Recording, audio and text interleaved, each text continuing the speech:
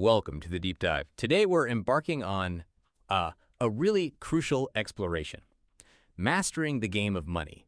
Imagine just for a second that navigating your finances is like stepping into this uncharted jungle. It's full of opportunity, yeah, but also filled with these hidden dangers, at every turn. Those sneaky fees, maybe aggressive brokers, the wild volatility of the market, TAS is always there, and let's be honest, sometimes our own hubris. I know for me, just thinking about those sneaky fees used to feel like, well, watching my money just vanish into thin air. It can feel pretty overwhelming. So in this deep dive, we're not just talking about surviving. We're aiming to learn how to master this financial jungle. We're drawing some really exclusive insights from Tony Robbins' incredible book, Money, Master the Game. It's absolutely packed with wisdom from his interviews with financial titans, people like Carl Icahn, Paul Tudor Jones, Kyle Bass, and the legendary Ray Dalio. We basically distilled their best advice just for you. Yeah, and what's truly fascinating here is seeing how these, giants of finance take these incredibly complex strategies and boil them down into actionable steps that really anyone can get their head around. So our mission today is to give you those clear, actionable nuggets, things you can immediately apply to your own financial journey, helping you become, truly well-informed. Okay, let's unpack this then. The first big idea from Tony Robbins is picturing your financial journey like climbing a mountain. It's quite a powerful metaphor, I think, because it immediately brings some clarity to the different phases. He talks about two distinct phases here. First, the accumulation phase. That's where you're putting away and investing money, building up that critical mass. You're climbing up, basically, setting up base camp. Then there's the decumulation phase. This is typically retirement, right? Where you start withdrawing the money you've worked so hard to build. Now, Robbins breaks this whole journey down into 5 levels of financial freedom. Let's maybe focus on the key milestones. First, there's financial security. This just means your portfolio covers all your absolute necessities, food, housing, utilities, basic stuff. Next up is financial independence. This is where your passive income supports your current lifestyle, how you live right now. And finally, the pinnacle, absolute financial freedom. That's where your investment income supports your ultimate dream lifestyle, whatever that looks like for you. Exactly. And that's where clarity becomes so important. Clarity is power, as they say. So the key question for you becomes, what's your number? Because Napoleon Hill in Think and Grow Rich basically said, when your brain knows a real number, your conscious mind, it finds a way to get you there. To get a rough estimate for financial independence, you can multiply your current monthly expenses by 12. That gives you your annual expenses. Then multiply that number by 20. This 20x annual expenses rule of thumb, it kind of implies a safe withdrawal rate of about 5% per year. It gives you a much clearer target to aim for. You're absolutely right. A clear target is just non-negotiable. It has to be there. And it really underlines that financial success isn't about luck, is it? It's about deliberate strategy and consistent action. Like that quote, the man on top of the mountain didn't fall there. So once we've mapped out our financial peak, the natural next question is, okay, how do we actually speed up this climb? Tony Robbins emphasizes this foundational shift. You have to make the decision to stop being only a consumer. You need to become an owner or an investor. This is really how anyone with the right guidance can climb that mountain faster. Right.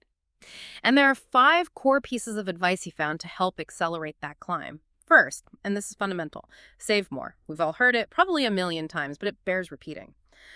The most important part of reaching financial freedom is to pay yourself first. It's not really about what you earn, it's truly about what you keep.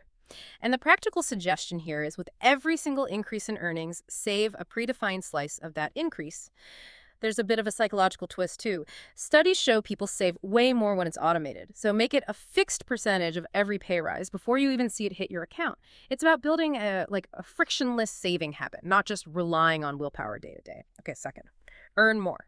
Now, while saving has its limits, right, your earning potential is theoretically limitless. The secret. Do more for others than anyone else is doing. Provide more value. You're paid for value contribution, not just your time.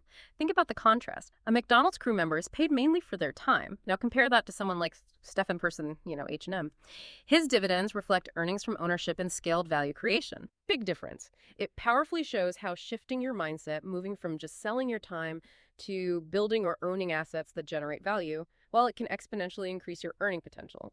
It reminds me of a software engineer I heard about. Started packaging his unique solutions as a product. Went from hourly billing to earning royalties. That's the essence of it. Third, Reduce fees and taxes. Think of these like trying to climb that mountain, but with a huge, heavy backpack on. You might think, oh, small percentages, they don't matter much, but over decades, they make a massive difference. So their advice is mainly to invest in passively managed products like index funds or ETFs to cut down those fees. And taxes, well, you have to pay them, but you don't need to leave a tip, as Robbins puts it. Minimize this expense using tax-deferred accounts. Things like a Roth IRA, maybe a 401k. With a Roth, your money grows and can be withdrawn tax-free in retirement, which is huge. And also through strategies like tax loss harvesting. That means strategically selling investments at a loss to offset gains or even some income. It effectively reduces your tax bill. Fourth, get better returns. Tony Robbins interviewed so many top investors for this book, just incredible access. And 4 dominant principles kept coming up. Don't lose, risk a little to make a lot, diversify, and never stop learning. These aren't just, nice sayings. They're the core beliefs of the best in the business. When they say don't lose, it's not about avoiding all risk. It's more about playing asymmetrical games, where your potential downside is limited, but your upside could be, well, exponential. Think of it as investing with a sort of safety net built in. That's a core principle for many top hedge fund managers. And 5th, this is a big one, a major decision that can often dwarf individual saving efforts. Change your life and lifestyle. Specifically, where you live. If you're in the U.S., income taxes between states can differ a lot. That's worth looking into. But also think globally. Consider cost of living comparisons. Living in Sweden, for instance, is about 5% more expensive than the U.S. generally. But then you look at the Philippines, it's roughly 60% cheaper. And living in India costs only about 1/3 of what it does in the U.S. Big differences. Wow, those 5 accelerators, yeah, when you put them all together, they really show their collective power, how they can speed up your journey towards financial freedom. It's really about optimizing every lever you have available. But speaking of optimizing, here's another critical point. Complexity is often the enemy of execution, isn't it? And execution trumps knowledge every single day. You can know everything, but if you don't do it. This highlights the need for simple, effective investment strategies, things we can actually stick to, even when the market gets, choppy. Exactly. And that's where Ray Dalio's All-Seasons Portfolio comes into the picture. It's designed, really, to protect you from pretty much any potential economic environment. But maybe just as importantly, it protects you from yourself. For making emotional decisions when things get scary. Panic selling, chasing returns, that sort of thing. Tony Robbins' team actually back-tested this portfolio from 1984 all the way to 2013. And the results are pretty compelling. 9.72% annual returns after fees. It made money in 86% of those years. Think about that. And get this. Its worst drawdown, even during the massive 2008 financial crisis, was a remarkably low -3.93%. I mean, imagine the peace of mind knowing your portfolio lost less than 4% in a year like 2008. That's incredible. Those back-tested results for the All-Seasons portfolio are, incredibly compelling, especially that tiny drawdown in 2008 that really stands out. But for someone listening, it might sound, maybe a little too good to be true. What's the basic principle behind why this specific mix of assets performs so consistently across such different economic conditions? Well, Dalio's core idea revolves around 4 different economic climates or seasons. They're based on whether economic growth is rising or falling and whether inflation is rising or falling. Different assets naturally do better in different seasons. Stocks like growth bonds might do better when growth slows. Gold can help with inflation, etc. And since we can't reliably predict which season is coming next, the strategy is to allocate your risk, not just your capital, but your risk so that roughly 25% of your portfolio's overall risk exposure is tied to assets that should do well in each of those 4 potential quadrants. So the idea is you can thrive, or at least survive well, no matter what the economic climate throws at you. Specifically, the asset allocation Dalio recommended in the book is 40% in long-term U.S. bonds. These tend to do well during deflationary periods or recessions. 30% in stocks for participating in economic growth. 15% in intermediate-term U.S. bonds for a bit more stability. Then 7.5% in gold, which acts as a hedge against inflation and currency devaluation, often a prices hedge too. And finally, 7.5% in commodities, which also tend to do well during inflationary periods. Okay, yeah, that breakdown makes sense. It's about balancing those risks across different potential futures. This portfolio really does seem to offer one of the highest probabilities of having a smoother climb up that mountain. Stability and resilience built right in. Now, let's shift our focus a bit. We've talked about accumulating wealth, climbing up, but what about the decumulation phase? Retirement, coming down the mountain, so to speak. Market fluctuations can have a huge impact on your income during this time, much more than when you're still earning. Let me tell you a quick cautionary tale about a hypothetical investor. We'll call him Anthony.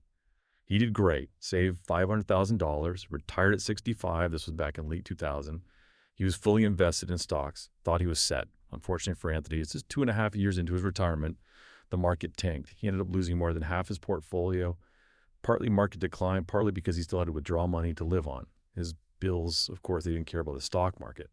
So the important question this raises for you is, how can you avoid a similar fate when retirement gets closer? Right, that's a scary scenario. Tony Robbins suggests considering a product like an annuity as part of the solution here. Now, it's important to think of it as a risk management tool, primarily not really an investment in the growth sense. It's basically an agreement, a contract with an insurance company. You pay them a lump sum like Anthony's $500,000, and in return, they promise to pay you a steady income, often for the rest of your life, guaranteed. The pros are pretty significant. First, it generally pays a steady, higher income stream than you could safely expect from just fixed income securities, like bonds, especially in low-interest environments. Second, it's guaranteed. That income stream is locked in. And third, you truly can't outlive this income. If you live to 100, 110, they keep paying. That removes a huge source of retirement anxiety for many people. You know you'll have that comfortable income. That guarantee definitely offers serious peace of mind, especially the can't outlive it part. But for someone who maybe values flexibility or worries about needing a lump sum later, doesn't tying up a large amount in an annuity limit their liquidity? What if there's an emergency or a big opportunity? That's a very fair point about liquidity, yeah. And that leads to the cons. One is that a guarantee is only as good as the company making it, the guarantor. So maybe diversifying across several financially strong insurance companies is wise, not putting all your eggs in one basket. And the other main con people raise is, well, what if you die early? You pay this big lump sum, get a few payments, and then the rest stays with the insurance company. It can feel like you made a bad deal. But the pragmatic thought there is, well, since you are dead anyway, perhaps it doesn't really matter to you. The core benefit you bought with the annuity was the guarantee of income for your entire life, however long that turned out to be. It removes the fear of outliving your savings. That peace of mind while you're alive is really the primary objective here. Okay, that reframes the dying early concern quite effectively. It's about insuring against longevity risk. All right, so we've talked quite a bit about accumulating wealth, protecting it, making it last through retirement. But what about the point of it all? Can money actually buy happiness? That's the age-old question, isn't it? It is. And according to research like the book Happy Money, The Science of Smarter Spending, the answer is kind of yes, but with a big caveat. It's not necessarily the amount of money that you spend that matters most for happiness, but rather how you decide to spend it. There are basically 3 scientifically proven ways money can actually improve your well-being, your happiness. First, investing in experiences. So prioritizing things like travel, maybe going to a concert, learning a new skill, over just acquiring more physical possessions. Experiences create lasting memories. They often connect us with other people, and the anticipation itself can bring joy. Second, buying time for yourself. This is interesting. Use money to eliminate tasks you dread doing, maybe outsourcing chores, paying for grocery delivery, hiring someone to mow the lawn. This frees up your valuable time. And you can use that reclaimed time to pursue passions, spend time with loved ones, or simply relax and de-stress. That has a direct link to happiness. And third, investing in others. This could be giving gifts, donating to charity, helping someone out financially. Giving money away not only boosts your own happiness, there's a real helper's high, but it also, surprisingly, creates this feeling of abundance in your own life. And that feeling, ironically, might even make you feel wealthier and potentially lead to more accumulation in the long run. It's a positive feedback loop. That's fascinating.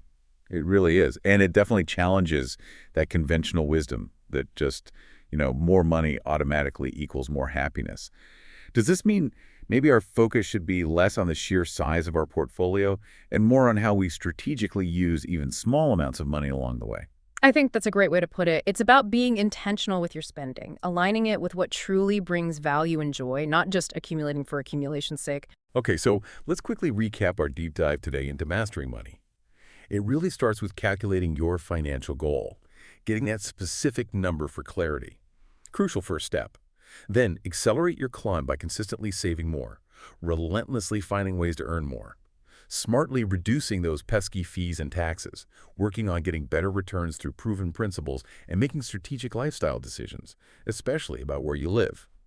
Then, safeguard your portfolio from that inevitable market volatility with something robust like the all-seasons approach. And secure your retirement income, manage that longevity risk, potentially with the intelligent use of annuities. And finally, remember that money can contribute to happiness, but it's all about how you choose to spend it on experiences, buying time, and investing in others. Yeah, and to maybe connect this all to the bigger picture. Mastering money isn't just about spreadsheets and numbers, is it? It's really about mastering your own psychology, your emotions, your choices, discipline, patience.